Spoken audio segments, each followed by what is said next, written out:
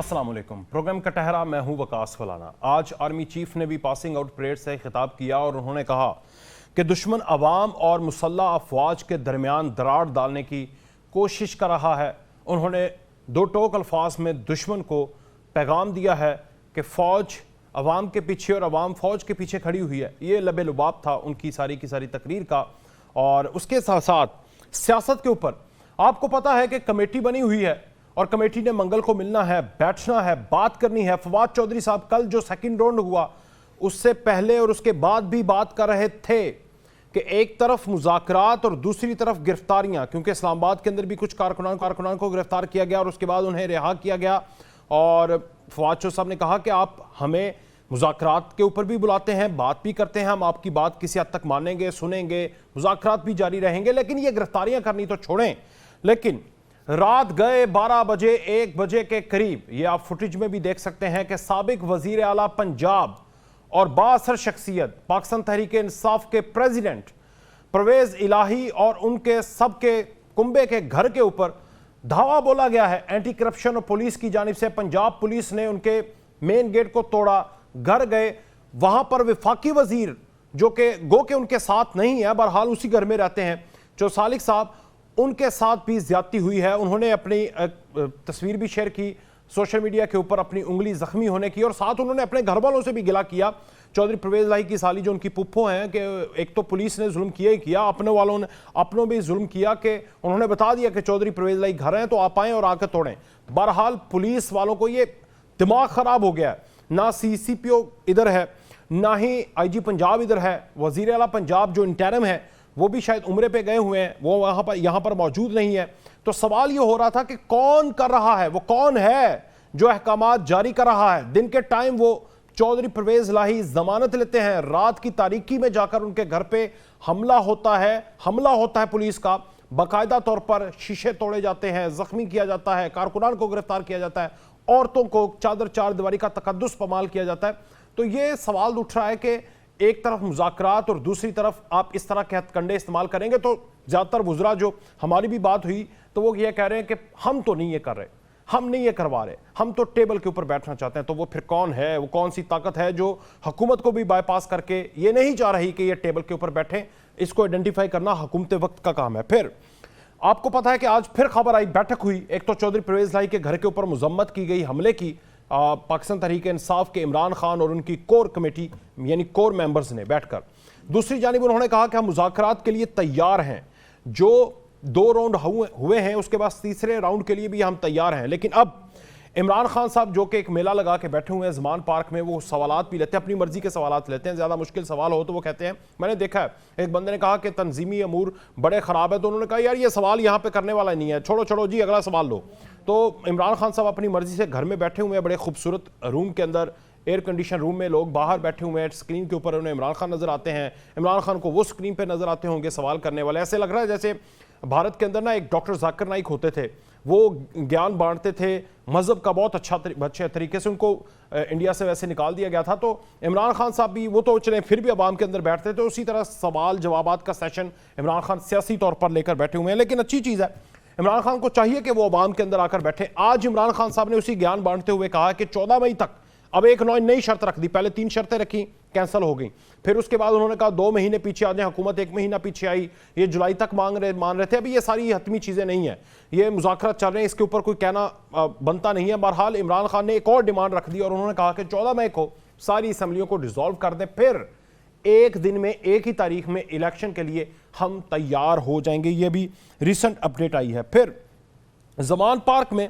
अफरादी कुव्वत जो है वो कम होने लगी है, तो इस हवाले से पाकिस्तान तहरीक इंसाफ क्या कर रही है या क्या करने जा रही है, ये भी मैं आपको एक शॉर्ट दिखाता हूँ, एक क्लिप दिखाता हूँ पाकिस्तान PNN का ही।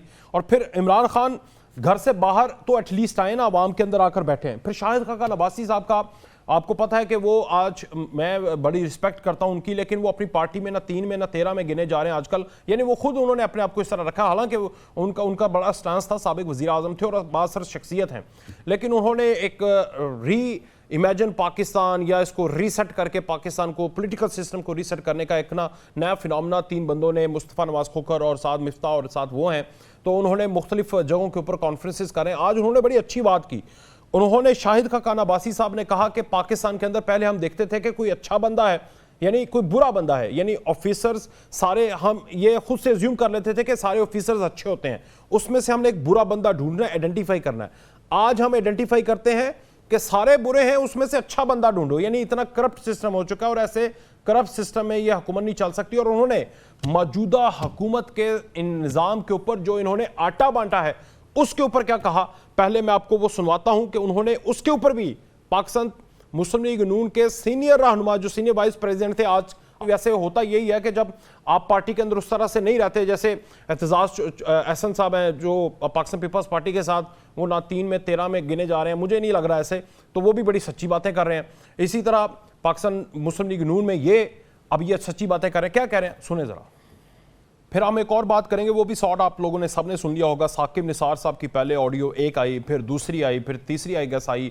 उसके ऊपर उन्होंने कहा कि मैं तो कंसल्टेंसी कर रहा था। आज तलाल चौधरी साहब ने बड़ा गलत वर्ड यूज़ किया, गाली तक दे दी, जिससे मैनिपुलेशन, आप इसका तर्जुमा कर लें पंजाबी में उर्दू में क्या बनता है, वो उन्होंने कह दिया। साकिब निसार के बेटे की ऑडियो आई जिसमें वो एक बंदा जिसको टिकट दे गई है शेखुपुरा से, उसको पहले तो बड़ी मुबारकबाद और अपने पास बुलाने की बात करें कि भाई अब आपको टिकट मिल गई है ना, बड़ी कोशिश की मेरे अब्बाजान ने, दिन रात मेहनत की, अंत तक मेहनत की, तो आपको टिकट मिल गई। अब आपने अब्बा जी से मिलना है, जप्फी लगानी है। उसके बाद दूसरे बंदे से जो उनके बीच में बंदा है उससे ऑडियो लीक के अंदर उससे बात कर रहे हैं कि भाई 1-20 अपना रेट बता रहे हैं कि ये रेट होना चाहिए और मैं तुम्हें कह रहा हूँ फिर मैं डायरेक्ट हो जाऊँगा।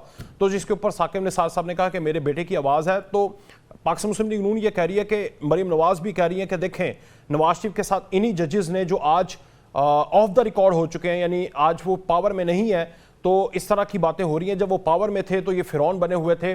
नवाज शरीफ के साथ जो जुल्म किया उसका हिसाब वक्त जो है और अल्लाह की कुदरत जो है वो खुद ही करी जा रही है। और साकिब निसार साहब और इस तरह उन्होंने कहा कि एक जज हैं जिन्होंने दमाद, एक जज हैं जिनके बेटे ये जो साबिक वज़ीर आला पंजाब परवेज़ लाही उनके प्रिंसिपल सेक्रेटरी जो थे, उन्होंने भी एतराफ़ किया कि वो अपने 2 बेटों के जरिए सारे मामलात को देखते हैं। तो मुल्क का निज़ाम शाहिद खान अब्बासी के मुताबिक रीसेट होना चाहिए। कैसर अहमद शेख साहब पाकिस्तान मुस्लिम लीग नून से, लालचंद महली साहब पाकिस्तान तहरीक इंसाफ से और ब्रिगेडियर रिटायर्ड महमूद शाह साहब तजियाकार, दिफाई तजियाकार, पॉलिटिकल एनालिस्ट हमारे साथ मौजूद हैं। लालचंद महली साहब, ये बात होती है तो इमरान खान कोई नई बात कर देते हैं। कल उन्होंने कहा कि सारी बात सही जा रही थी, पहला राउंड कंप्लीट हुआ तो उन्होंने कह दिया कि असम्बली तोड़े वरना कोई बात नहीं होगी। आज फिर उसके बाद रात को यह हुआ कि मैं लचक दिखाऊंगा, लचक दिखाई और मामलात आगे बढ़ा, दूसरा राउंड कंप्लीट हुआ। आज फिर उन्होंने कह दिया कि 14 मई को सारी असम्बलियां तोड़ दें। हालांकि यार आपने तो असम्बली तोड़ी और आप दोबारा पटिशन तैयार करके बैठे हुए हैं कि हम दोबारा असम्बलियों में वापस जाएं। आप नेशनल असम्बली में भी जाने की बात कर रहे हैं, पंजाब असम्बली और केपीके में भी जाने की बात कर रहे हैं और उनको कह रहे हैं 14 मई में नेशनल असम्बली सारी तोड़ें और एक दिन तारीख हो जाए। तो इमरान खान साहब को समझा के रखें भाई, जब मुज़ाकरात होते हैं तो बयान नहीं देते जनाब। शुक्रिया वकास। देखें, जो पाकिस्तान तहरीक इंसाफ गुज़श्ता 1 साल से कह रही थी कि हम मुज़ाकरात करना चाहते हैं और उसका सिंगल एजेंडा इलेक्शंस होना चाहिए। अब हुकूमत उससे पहले कहती थी कि हम इलेक्शन पे बात नहीं करेंगे, अनकंडीशनल बैठ जाए, लेकिन अब वो इलेक्शन के हवाले से कंडीशनल बैठ गए हैं। अच्छा, देखिए, पाकिस्तान तहरीक इंसाफ सिर्फ ये बात कर रही है कि हम जो कुछ भी चाहते हैं वो पाकिस्तान के आईन, कानून और सुप्रीम कोर्ट के फैसलों की रोशनी में होना चाहिए। देखिए, 14 मई का जो इलेक्शन है वो मैंडेटरी इसलिए है कि 90 दिन का पाकिस्तान के आईन ने एक प्रोविजन दिया है। मौजूदा हुकूमत ने आवाम से भागते हुए, इलेक्शन से भागते हुए उसको कबूल नहीं किया। हम सुप्रीम कोर्ट गए, सुओ मोटो हुआ, हमारे स्पीकर भी गए और उसके बाद ये तय हुआ कि 14 मई को इलेक्शंस होंगे। अच्छा, अब हुकूमत चाहती है, ये देखें, प्राइम मिनिस्टर ने असेंबली में खड़े होकर कहा कि इलेक्शन हम चाहते हैं कि पाकिस्तान में सारे इलेक्शंस एक ही दिन में हों। तो उस हवाले से, क्योंकि अगर वो 14 मई को नहीं चाहते और एक ही दिन में इलेक्शन चाहते हैं तो बिस्मिल्लाह, इमरान खान कहते हैं कि आप 14 मई से पहले सारी असेंबलीज तोड़ दें और कोई एक तारीख दे दें। वो नेशनल असेंबली को क्यों तोड़े? अच्छा, ना तोड़े इसलिए तोड़े कि जवाब देना मुझे, हमें एक दिन में। अच्छा, जवाब दे रहा हूं ना वकास, सुने। अच्छा, वो कह रहे हैं हम चाहते हैं कि 14 मई को इलेक्शन हो जाए। अगर वो नहीं चाहते कि 14 मई को इलेक्शंस हो जाए, जो पंजाब के इलेक्शंस हैं जो मैंडेटरी है, आइन के मुताबिक है, और अगर हुकूमत चाहती है कि 14 मई को ना हो, तो जाहिर सी बात है कि वो अपोजिशन को क्या ऑफर कर रही है, वो कोई सिंगल डेट ऑफर करेगी ना, तो उसके लिए जाहिर सी बात है असेंबली टूटेगी तो ही इलेक्शंस हो गए ना। ऐसा तो नहीं हो सकते कि वो बैठे भी होंगे और इलेक्शंस हो जाएंगे। सो ये मकसद है कि अगर आप 14 मई को इलेक्शन नहीं कराना चाहते, तो आप सारी असेंबलियां डिसॉल्व करके आ जाए और अवाम की अदालत में और अवाम की अदालत में आ जाएं। ले जी कैसर शेख साहब, एक तो अवाम की अदालत में आ जाएं, दूसरा मुझे ये बता दें यार, वो कौन है जो कि आप मेज के ऊपर बैठते हैं और वो घरों में घुस के जाके चादर चार दीवारी का तकद्दुस पामाल करता है? आपसे पूछा जाए, मुआवनीन खुसूसी मिनिस्टर से पूछा जाए, तो कहते हैं हम तो नहीं करवा रहे भाई, हमें क्या मसला है। तो वो कौन है भाई, आप बताएं ना। क्यों चौधरी परवेज इलाही के घर के अंदर आपने इस तरह से बर्बरियत की है रात की तारीकी में? कश्मीर समझा हुआ है आपने लाहौर को। वकास, बड़े दिलचस्प आज आप डिस्कशन कर रहे हैं। मैंने खबरों में सुना कि इमरान खान साहब ने कहा है कि 15 मई तक अगर ये असेंबलियां तोड़ देते हैं तो कोई बात नहीं, मान लेते हैं। 15 मई का मतलब है 90 डेज उससे लो, 15 मई, 15 जून, जुलाई और 15 अगस्त तक इलेक्शन में तो तैयार हो गए। ठीक है, अच्छा, अब बजट सामने है, कोई इंटरिम गवर्नमेंट बजट दे नहीं सकती, इनको इतना भी अंदाजा नहीं है। और कोई एक भी बात तो इमरान खान साहब की सही साबित नहीं हुई। ये कहते रहे कि इलेक्शन कराएंगे। मैंने आपका हर प्रोग्राम में कहा, आपके भी प्रोग्राम में, कि जब तक मिल के बैठेंगे नहीं, कंसेंसस नहीं होगा, और मुइशत हमारी वेंटिलेटर पे है, पहले अपने मरीज को बचा लो, तब उसकी शादी की या निकाह की डेटें रखना, जो इलेक्शन की डेटें रख रहे हो। मरीज आपका वेंटिलेटर में है, वो निकला नहीं है उससे। अच्छा, मैंने ये पिछले मई में 25 मिनट की नेशनल असेंबली में नहीं, तो वेंटिलेटर के ऊपर भी अगर बंदे का सर हिला देना, थोड़ी होश में हो, तो निकाह तो हो ही जाता है, हमानत तो नहीं है ना। उसी तरह करवाना चाह रहे हैं। निकाह के लिए कौन सा बॉडी बिल्डिंग करनी जरूरी है जाके? मैं वकास असल बताना ये चाह रहा हूँ कि 15 अगस्त तक तो ये मान रहे हैं, और हम कह रहे हैं कि हम सितंबर को इलेक्शन कराने को तैयार है। अच्छा, तो 1.5 महीने का, सितंबर एंड को भी हो, 1.5 महीने का फर्क है। अब 15 अगस्त तक तो आई नहीं, और बिल्कुल कानूनी इनके इलेक्शन है। लेकिन वो इलेक्शन अगर एंड सितंबर में हो जाए तो गैर कानूनी, गैर आईनी, सारा कुछ है। इनको समझ क्यों नहीं आ रही है, कहना क्या चाह रहे? कोई बात, ये तो 1 साल से ही कह रहे हैं इलेक्शन करवा दीजिए, हो गया। धक्के खा रहे हैं आज 5-7 मेंबर इनके, मैंने खुद देखा है, जो असेंबली में आना चाहते थे, खुद अपने पार्टी की सारे 150-60 मेंबरों को बाहर लेके चले गए। और फिर अब 5-7 मेंबर कह रहे हैं कि हमें अंदर दाखिल कर दो, अंदर दाखिल नहीं हो रहे। क्या मेंबरों को इन्होंने इज्जत दिलवाई है? अपनी पंजाब असेंबली बेइज्जत कर दिया।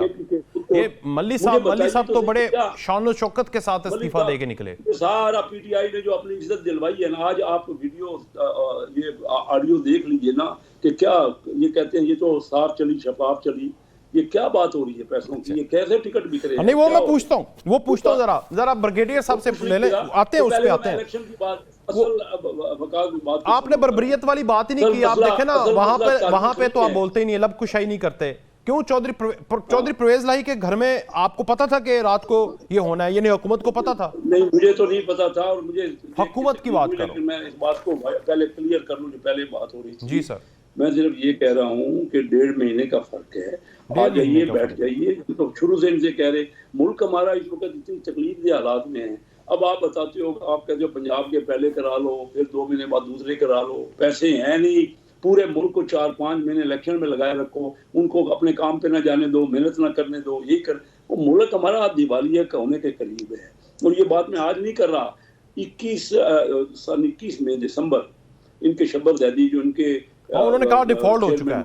ठीक है, उन्होंने कहा, यानी हमारे आने से पहले कह दिया। सही, किस मुंह से कह रहे हैं कि हमने, और ये 3 अरब डॉलर लुटा दिए चंद अमीरों को, जो चंद अमीरों, वो भी आपने उसका मैंने आपसे पूछना है सर। स्टेट बैंक के गवर्नर ने हमारी जरा टाइम दीजिएगा, फाइनेंस में एग्री किया। अब वो तो आपने स्टोरी भी दी ना, 3 अरब डॉलर जो आज के 85-100 करोड़ बनता है, 85,000 करोड़ बनता है, 85,000 करोड़ रुपए लुटा दिए चंद अमीरों को, वो आम आदमी को।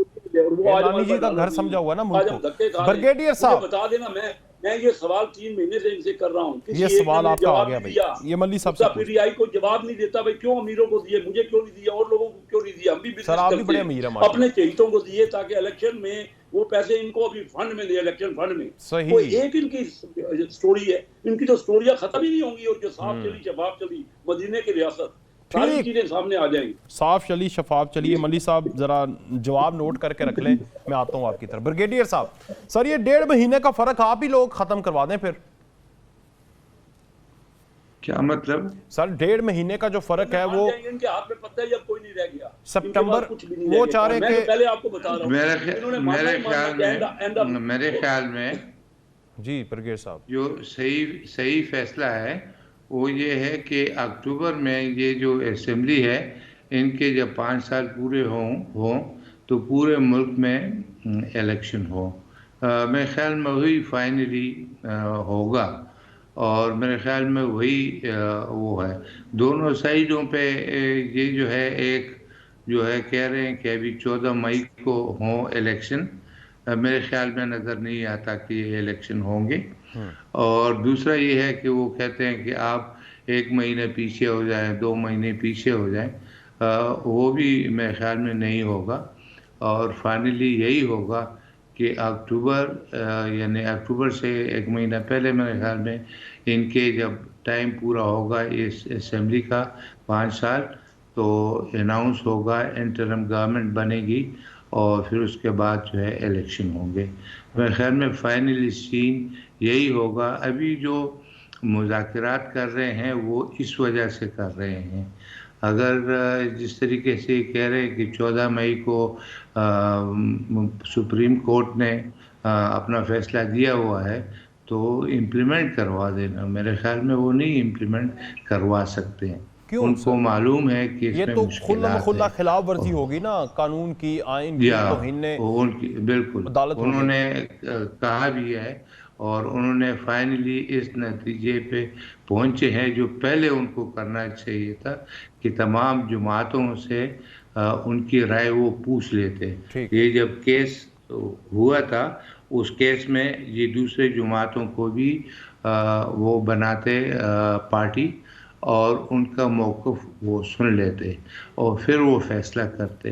ये जो उन्होंने फैसला किया है एक जमात के मौक़िफ़ के ऊपर किया हुआ है और अभी इसलिए हुकूमत उस पर डटी हुई है कि नहीं हम फंड नहीं दे सकते, हमें प्रॉब्लम है, सिक्योरिटी कंसिडरेशंस है। आपको लगता नहीं है हुकूमत कहीं ना कहीं घबराई हुई है कि परफॉर्मेंस है कोई नहीं, मुल्क कहाँ पर खड़ा हुआ है, महंगाई का ये बुरा हाल है, अवाम ने हमें वोट नहीं बल्कि जूते फेंकने आगे से, इस खौफ से हुकूमत नहीं इलेक्शन करवा रही, लगता आपको ब्रिगेडियर साहब?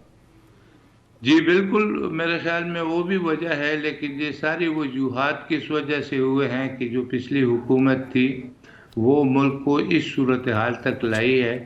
मौजूदा जो हुकूमत है, मैं ना इनके फेवर में ना उनके, लेकिन ये कोशिश कर रहे हैं कि हुकूमत किसी तरीके से इस सिचुएशन को वापस पटरी पे चढ़ा दे और मेरे ख्याल में उनको वो मौका देना चाहिए। और वैसे भी ये फेयर है कि इलेक्शन 5 साल के बाद होते हैं, ये नहीं है ये जो कहते हैं कि असेंबलियाँ तोड़ दी, तो सुप्रीम कोर्ट को सोचना चाहिए था कि असेंबलियाँ क्यों तोड़ी हैं। असेंबलियाँ इससे पहले भी जैसे मंजूर वट्टू साहब था, एक दफ़ा उसने पंजाब असेंबली तोड़ी थी और हाई कोर्ट ने फिर बहाल कर दी थी। इसी तरीके से मेरे ख्याल में जमाली साहब ने उधर बलूचिस्तान में असेंबली तोड़ी थी जब उनको हटाने लगे। तो अभी भी ये जो असेंबलियाँ तोड़ी गई हैं ये ख़ास पॉलिटिकल पार्टी की एक पॉलिटिकल एक्शन या स्ट्रेटजी के तहत तोड़ी गई हैं। उसके साथ सुप्रीम कोर्ट को पार्टी नहीं बनना चाहिए था और तभी सुप्रीम कोर्ट की इतनी बदनामी हो रही है कि ये जो बेंच है ये इस तरह का है या इस तरह का है। तो मेरे ख्याल में होना नहीं चाहिए था। एक तरीके से सुप्रीम कोर्ट और वहाँ पर पार्लियामेंट के दरमियान जो है एक लड़ाई सी सूरत हाल है, होनी नहीं चाहिए थी।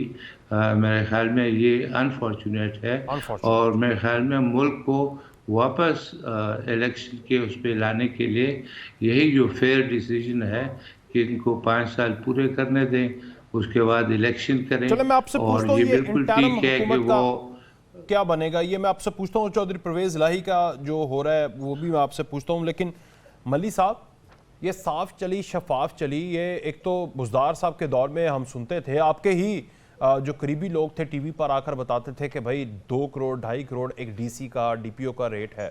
उसके बाद इलेक्शन टिकटों के अंदर मैं ज़मान पार्क में गया तो वहां पर लोगों ने कैंप उखाड़ के फेंक दिए, भाई ये पैसे मांग रहे, मेरे पास पैसे नहीं है। इवन इमरान खान से लाइव उन्होंने कहा कि भाई आपने साउथ पंजाब ने बड़े वडेरों को दे दिए टिकट, मुझे एक खातून ने कहा कि मुझे क्यों नहीं टिकट दी। तो उसके बाद अगर साकिब निसार के बेटे की ऑडियो आती है तो साफ चली शफाफ चली, कहां पर रह गई यार? वकास भाई, पहले तो मैं एक कमेंट करना चाहूंगा। ब्रिगेडियर साहब, सियासी सारी जो पॉलिटिकल पार्टीज हैं वो एक पेज पे हैं कि कंसेंसस होना चाहिए और आगे पीछे इलेक्शंस होना चाहिए, लेकिन ब्रिगेडियर साहब चाहते हैं कि 5 साल पूरे ही हों। तो खैर ये इनका एक अपना ख्याल है। जहाँ तक कैसर शेख साहब जो बातें कर रहे हैं वो तो आइन के साथ खड़े हैं ना? मैं कह रहा हूँ, मैं इसे भी नहीं मैं बताऊं, मैं तो कहता हूँ कैसर शेख साहब को तो जो आप 3 और 13 वाली बात कर रहे हैं, अब तो ये हुकूमत 3 और 13 में भी नहीं रही है।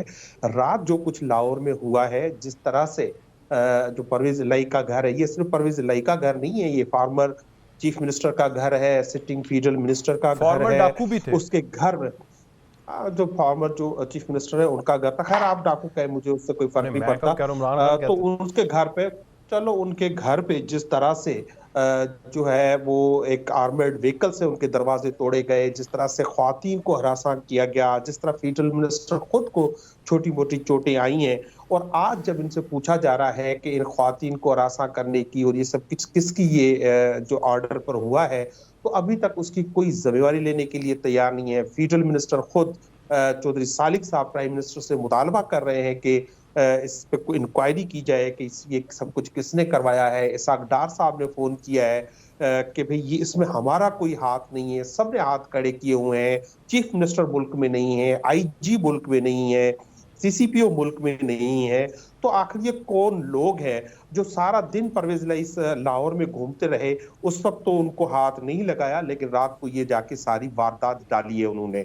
दूसरी बात, जो कैसर शेख साहब जो पैसों का रोना रो रहे हैं, तो सुने ये नून लीग के रहनुमा है ना शाहिद खाकान अब्बासी साहब, वो कह रहे हैं कि 20 अरब रुपए तो ये सिर्फ इसमें खा गए हैं, चोरी कर लिए इस हुकूमत ने 20 अरब रुपए की सिर्फ आटे के जो डिस्ट्रीब्यूशन हुई है उसमें। और ये हमें बता रहे हैं और सुप्रीम कोर्ट को बता रहे हैं कि पैसे ही नहीं है। 550 अरब रुपए इन्होंने खर्चा किया है विदाउट बजट एलोकेशन, इन्होंने खर्चा किया है कि वो बजट में रखे ही नहीं हुए थे। अब ये बार बार कर रहे हैं मरीज, ओ भाई इस मरीज ये मुल्क, ये इस मरीज का जो इलाज है वो इलेक्शन है।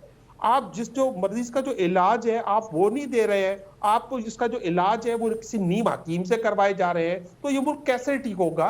इस मुल्क का इलाज जो है वो इलेक्शन से। आप अपनी बात करें ना, ये मैं उनसे पूछा, मैंने शॉर्ट भी चलाया कि वाकई इन्होंने 20 अरब, आप लोग 20 अरब रुपए टिकटों की मद में खा गए हैं, लोगों से खा गए हैं उनको नवाज के, ये वो कह रहे थे। चले कहने देना, देखिए अगर हमने टिकट ऐसे दिए, अगर इनकी बात मान ले, फिर तो हम तो सारी सीटें हार जाएंगे, क्योंकि पैसों से तो लोग आवाम वोट नहीं देते ना, इनको तो फौरी तौर पे इलेक्शंस में आ जाने।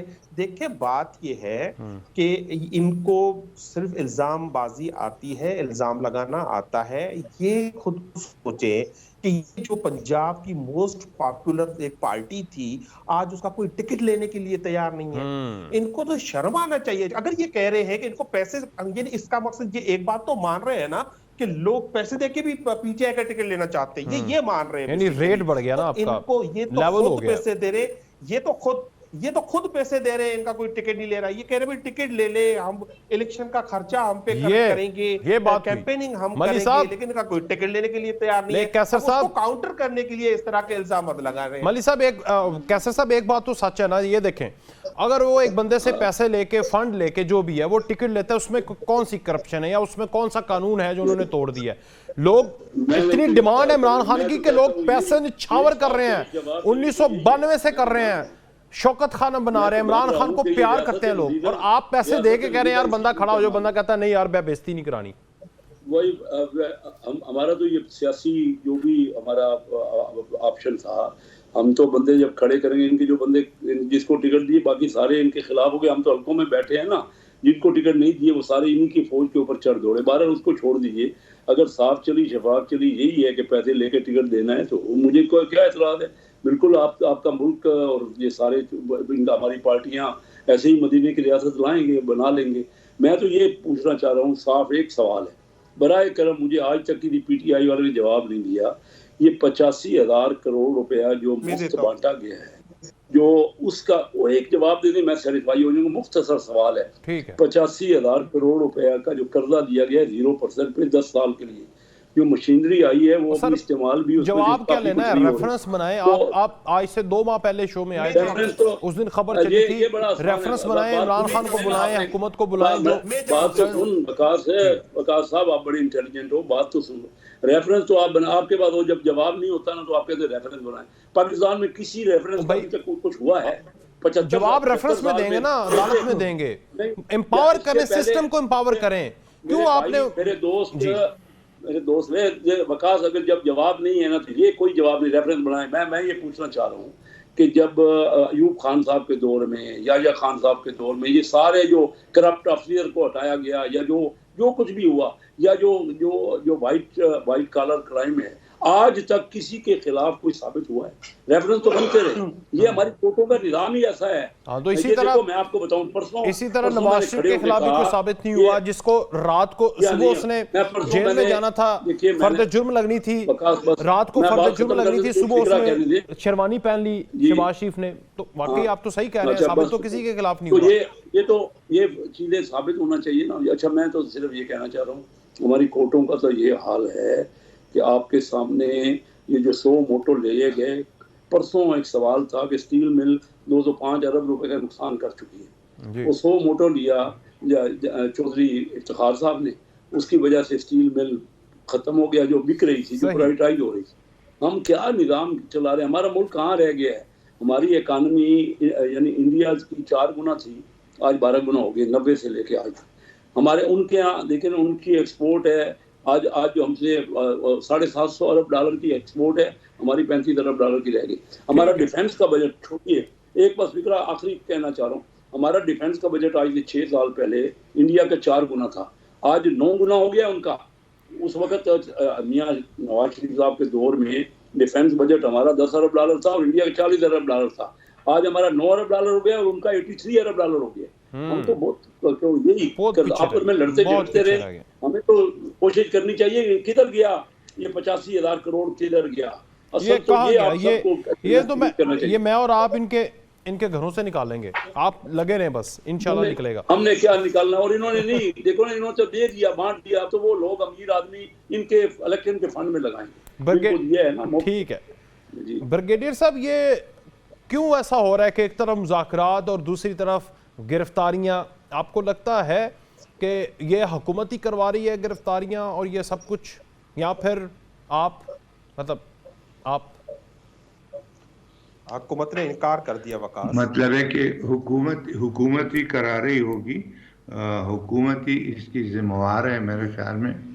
दरअसल जो मसला है, हम मुल्क में जमहूरियत लाना चाहते हैं और कहते हैं कि जमहूरियत सबसे बेहतर तर्ज हुकूमत है, लेकिन हमारे पॉलिटिकल पार्टीज़ में जमहूरियत नहीं है।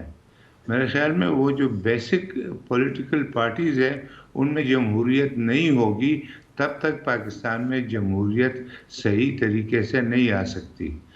यानी जो मुस्लिम लीग नवाज कर रही थी, जिस तरह वो टिकटों पे वो पैसे ले रहे थे और इस तरीके से 50 करोड़ और 10 करोड़ पता नहीं कितने कितने करोड़ वो लेते थे टिकट के ऊपर, अभी यही चीज़ जो है वो तहरीक इंसाफ कर रही है।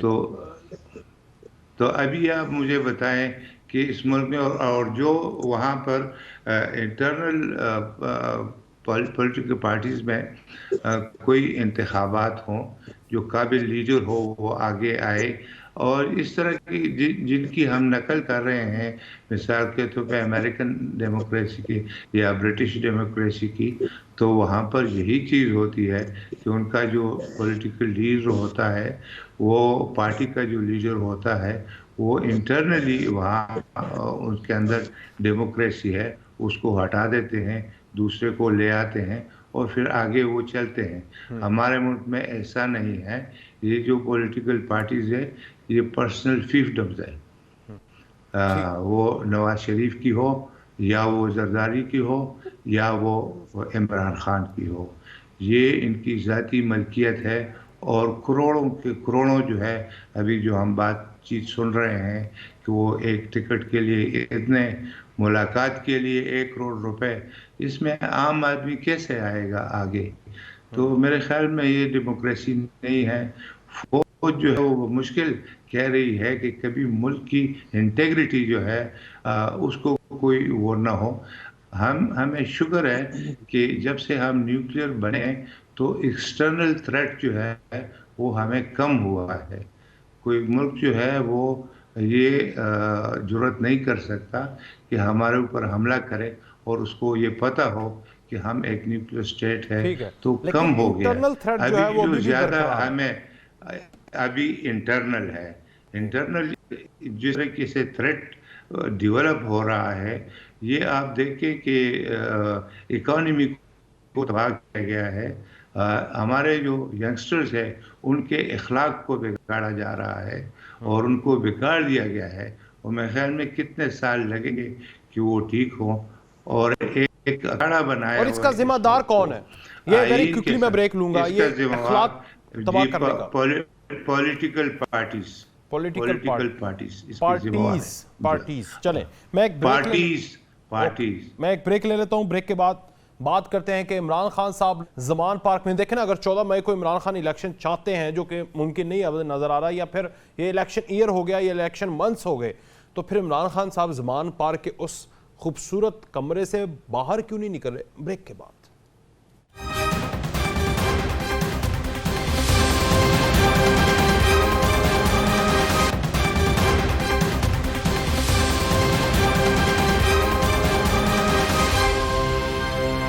एक बार फिर से खुशामदेद। जैसे जैसे वक्त गुजरता जा रहा है, इमरान खान साहब जमान पार्क में बैठे हुए हैं। यहाँ पर बड़ा शोर गोगा था, लोग टिकट्स के लिए भी वहाँ पर पकोड़े तक तलते थे, लोग बैठे हुए थे, नज़रिए के साथ भी खड़े थे। लेकिन जैसे जैसे वक्त गुजरा लोग थोड़े कम होते गए, बिकॉज एक तो आपको पता है कि एपिसोड निकली इमरान खान को गिरफ्तार करने की। गिरफ्तार तो नहीं होने दिया, लेकिन लोगों ने काफ़ी जबर सहा और एक बंदा भी शहीद हुआ।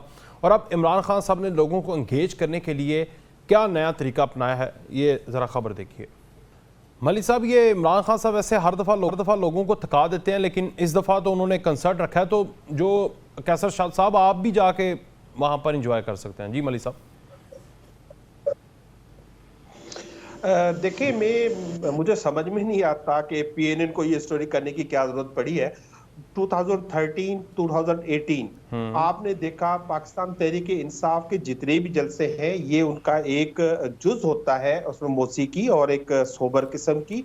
और हमारा जो धरना था 2014 में, उसमें भी एक मुसलसल वो एक हमारा अपना स्टाइल है और इसको सबने कॉपी किया है। ये मरीम नवाज साहिबा कॉपी किया है, इसको जरदारी की पार्टी ने कॉपी किया है। हमारा स्टाइल हर कोई कॉपी करने की कोशिश करता है। रही बात जो आप जो बेसिक सवाल कर रहे थे कि इमरान खान कब निकलेंगे, देखें, ये वाहिद लीडर है पाकिस्तान का जिसको गोलियां मारी गई, जिसको कत्ल करने की कोशिश की गई, वो पाकिस्तान में मौजूद है। वो अपने आवाम के सर जी वहां ना भाग गए ना, सारे भाग जाते हैं। हर हुक्मरान हुकूमत जैसे उसकी जाती है तो वो जो शहीद हुई थी बेनजीर, वो भाग गई थी। उन्हें तो कहा गया था गाड़ी में बैठ जाओ, नहीं बैठी थी।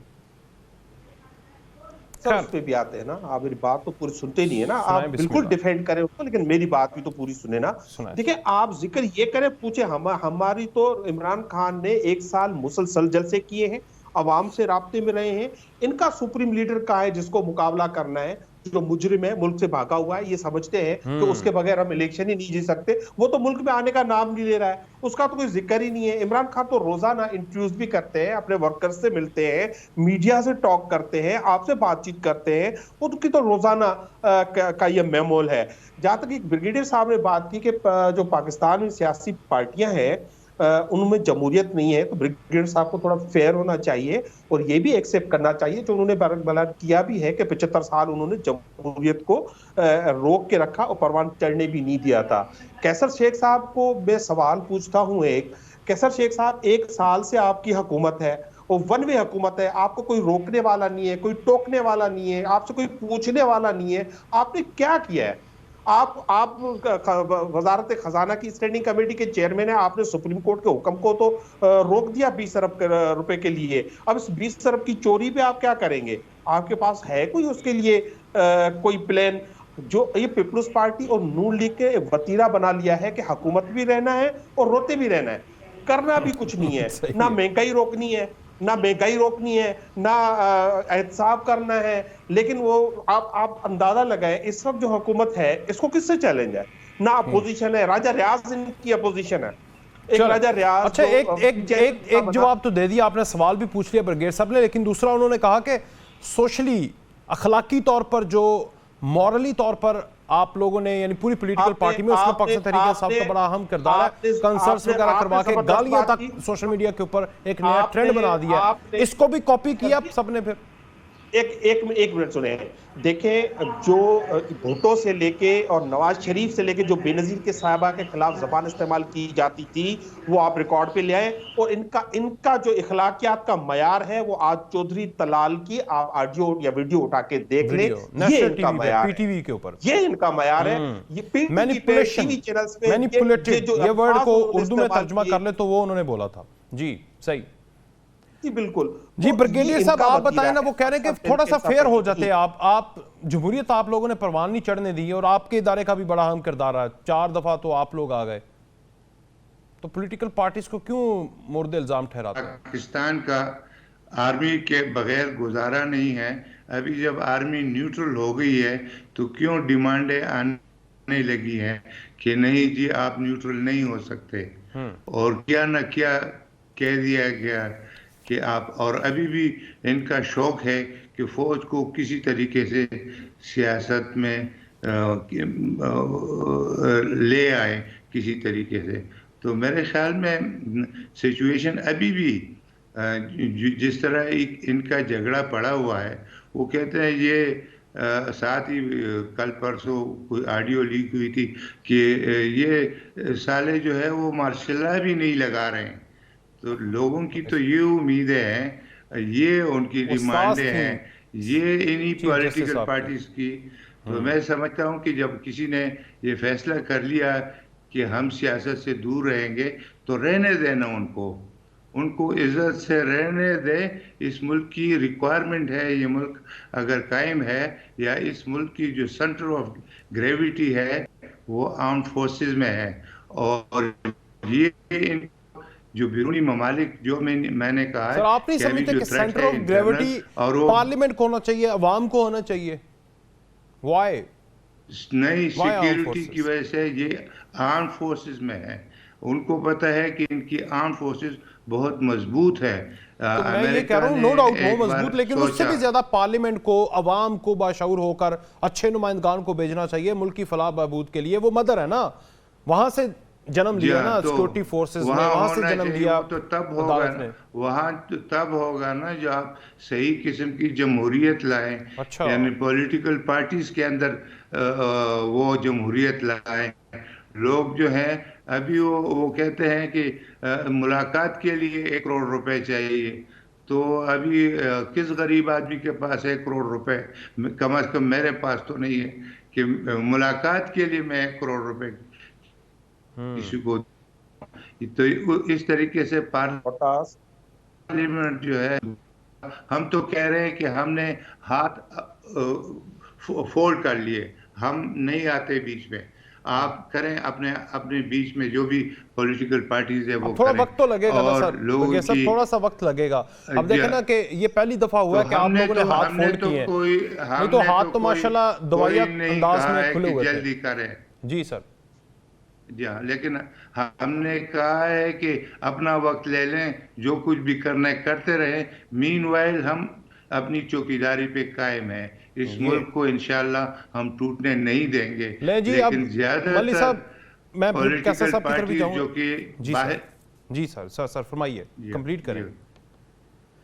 जो बाहर की एजेंसीज इन्वॉल्व है पाकिस्तान में, उनको कह रहे हैं कि आप आर्मी को निशाना बनाएं। आर्मी ने कुछ भी नहीं किया, आप निशाना बना रहे हैं। उसमें से जो है वो ट्वीट्स जो चलते हैं, जो वो क्या न क्या चलते हैं, वो आर्मी के ऊपर इखलाक इतना बिगड़ा हुआ है कि एक खातून लड़की, स्कूल की, कॉलेज की लड़की का एक ट्वीट में देख रहा था, उसकी तस्वीर भी दी हुई है कि हाफिज कुरान कहते हाफिज कुरान माई फुट। अभी ये कोई मौलवी बता सकता है कि इस खातून का, इस लड़की का ईमान जो है वो मौजूद है या उसमें कोई खराबी है? ये आपने बहुत बड़ी बात कर दी। या उसके माँ बाप हैं, उनको कहे कि आप क्या बात कर रहे हैं? और ये तो परचांस आ गया कि एक आर्मी चीफ जो है वो हाफिज कुरान है। अभी तक तो कोई और आर्मी चीफ हाफिज कुरान हुआ ही नहीं है। ये उसकी पर्सनल जिंदगी है कि वो बचपन में हाफिज कुरान बन गया। अभी आप, और यही सारा प्रोपेगेंडा आर्मी के खिलाफ क्यों किया जा रहा है? क्योंकि उनको पता है कि सेंटर ऑफ ग्रेविटी यही है। बाकी जो है उनको तो कोई इंटरेस्ट नहीं है पाकिस्तान में, लेकिन ये है कि डिसइंटीग्रेट कराना है तो आर्मी को टारगेट बनाओ। ठीक है मलिक साहब, आपको मैं देता हूँ मौका। जरा कैसे साहब आपने बड़ा शोर मचाया हुआ है ना, 85 करोड़ 85,000 अरब जो भी आप कह रहे हैं, 3 अरब डॉलर, ये 20 अरब का भी थोड़ा सा शोर मचा दें, हम जुबान हो जाए जरा। क्या नाम है उनका, शाहिद काका नबासी साहब, शाहिद काका नबासी, हम जुबान हो ना जरा, मजा आएगा फिर। जी देखिए ना, मैं तो ब्रिगेडियर साहब की बिल्कुल इत्तेफाक करता हूँ कि हमारी पॉलिटिकल पार्टी में जमहूरियत का नाम भी नहीं है। हम हमारे यहाँ तो नाम की जमहूरियत है, जमहूरियत है नहीं। और दूसरी ये बात कि पाक आर्मी के बगैर या अफवाज के बगैर हमारा कोई पाकिस्तान में, उसके बगैर कोई ऐसा नहीं है। जब वो ए पॉलिटिकल हो गए तो खुद इमरान खान साहब कह रहे हैं कि मैं तो इस्टेब्लिशमेंट के साथ बैठूंगा, मैं इन चोरों डॉक्टरों के साथ नहीं बैठूंगा। तो अभी भी वो तो उन्हीं को पार्टी मान रहे हैं, तो इनके बगैर तो गुजारा नहीं है, इसमें कोई शक नहीं।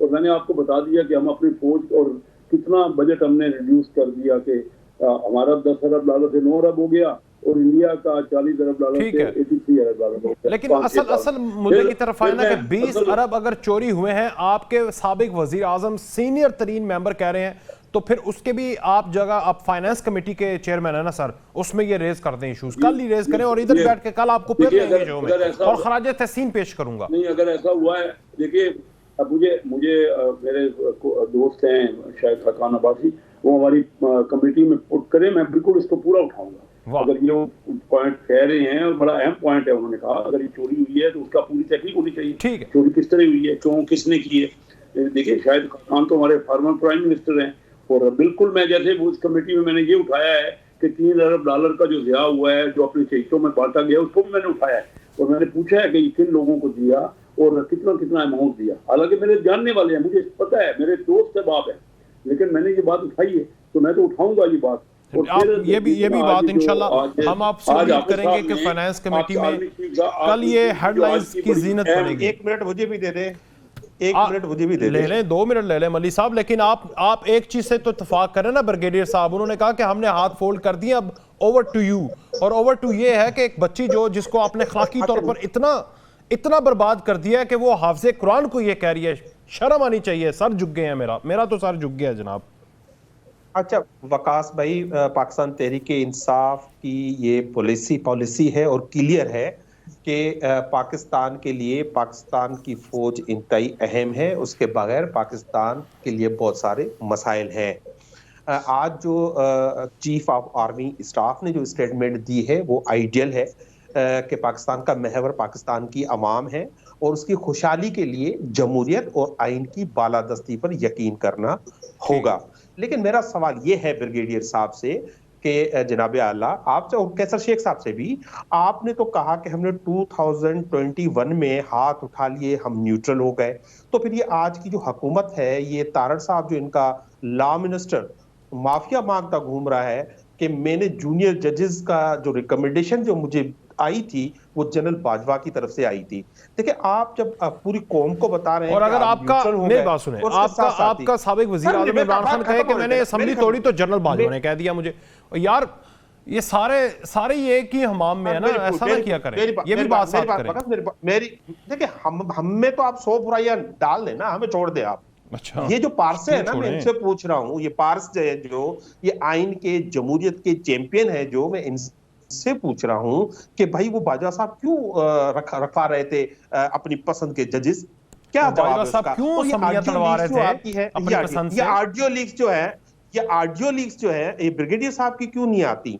ये सियासतदानों की, जजेस की, इनकी सबकी आ जाती है, इनकी कभी ऑडियो लीक नहीं आती। और फिर वो सास की भी करते हैं। ये तो मैं कहता हूँ, ये कैसे फखर से कह सकते हैं कि किसी की सास की ऑडियो आई? मैं तो कहता हूँ ये, जैसे वो पहले मिसाल दे रहे थे एक बच्ची का, वो गलत है। और ये किस मजहब में ये अलाउ है कि किसी की प्राइवेसी, किसी ख्वातीन की आप इस तरह से वीडियो रिकॉर्ड करें, किसके घरों में आप इस तरह वीडियो, जैसे आपने स्वाति साहब की वीडियो रिकॉर्ड हुई। ब्रिगेडियर साहब, आप ना इस तरह करें, अपनी एक ऑडियो लीक करवा के ना तो मल्ली साहब जो उनको थोड़ा सा तस्कीन पहुंचा दें।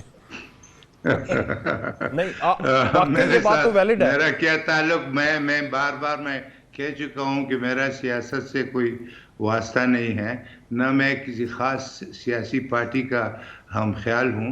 मैं एक पाकिस्तानी हूं, पाकिस्तान के साथ खड़ा रहूंगा और पाकिस्तान की बात मैं करूंगा। यहाँ तक ताल्लुक है कि जी बाजवा साहब ने तो दोनों असेंबलियाँ भी तोड़वाई थी। मेरे ख्याल में उस तरह की बातों के ऊपर लोगों को हंसी आ जाती है। अच्छा, ये क्यों? Why general Bajwa, you know brigadier साहब, आपने भी रिटायरमेंट का काफी अर्सा गुजारा है। रिटायरमेंट के बाद क्या फील होता है, मुझे जरा बताइएगा। रिटायरमेंट के बाद क्या फील होता है? मैं समझता हूँ बाजवा साहब को मैं जानता हूँ। बाजवा साहब, अगर मैं शायद आपके प्रोग्राम में कह चुका हूँ, मेरा कैडेट रह चुका है। आपने सारा बताया और आपने कहा था कर्नल से आगे वो बढ़ ही नहीं सकता था, ये भी आपने मुझे याद बताया था। बिल्कुल आप मुझे बताएं, वाई बाजवा और उसने जो बुनियादी गलती जो की, वो एक खास पॉलिटिकल पार्टी के लीडर को लाया, जो उसको करना नहीं चाहिए था। सर खुल के बोले ना, पीटीआई सियासत को, इमरान खान, हाँ, तो उसको करने के बाद मेरे ख्याल में अभी उसको अफसोस होता होगा। अच्छा, एक मिनट बगैर साहब, वेरी क्विकली, ये बात बड़ी है। जनरल जिलानी ने ठीक किया था। वेटरन्स जो हैं ज़मान पार्क में, ये कह सकते हैं खड़े होकर, तो आप भी वो वेटरन्स हैं जो ये समझते हैं कि जनरल बाजवा ने ठीक नहीं किया, तो आप भी इस तरह कोई अलायंस बना के इनको समझाते हैं, या अभी समझा दें कि आपने ये गलतियां की हैं? मैं तो जब इनिशियली उसको पता था कि ये मेरा उस्ताद है, या जो भी इज्जत उसने दी, बल्कि जिस दिन वो टेक ओवर कर रहा था, उन्होंने कहा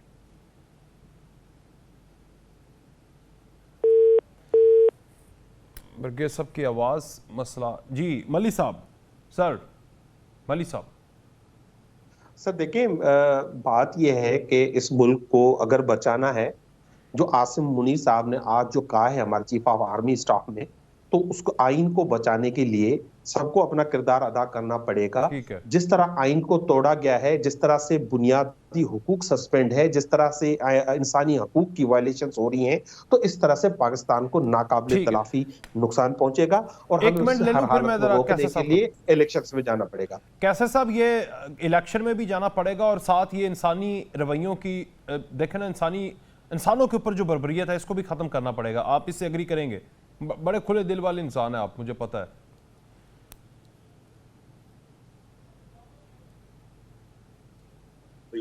और ये बड़ी मजमूम है ऐसी कि लड़ाई अवाम और अफवाज में आपस में इख्तलाफ करने की जो कोशिश जो भी कोई कर रहा है, वो तो हमारे मुल्क के लिए बहुत तकलीफ दे और नुकसानदेह है। तो मैं समझता हूँ कि हमें कम से कम किसी एक जगह तो कोई ना कोई करना चाहिए ना। हम आपस में पॉलिटिशियन है, इख्तलाफ करें और बिल्कुल हमारा राइट है, हम क्यों नहीं बैठ के कुछ समझौता करें। अब जब ये पॉलिटिकल हो गई है एस्टेब्लिशमेंट, तो उनको रहने देना, फिर उनको घसीट रहे हैं हम और उन्हीं के खिलाफ बातें कर रहे हैं। और आज उनको कहना पड़ा ना, उन्होंने हमारे यहाँ जो आया असेंबली में, तब भी ये बात कही कि अवाम जो है वो असल ताकत का महवर है।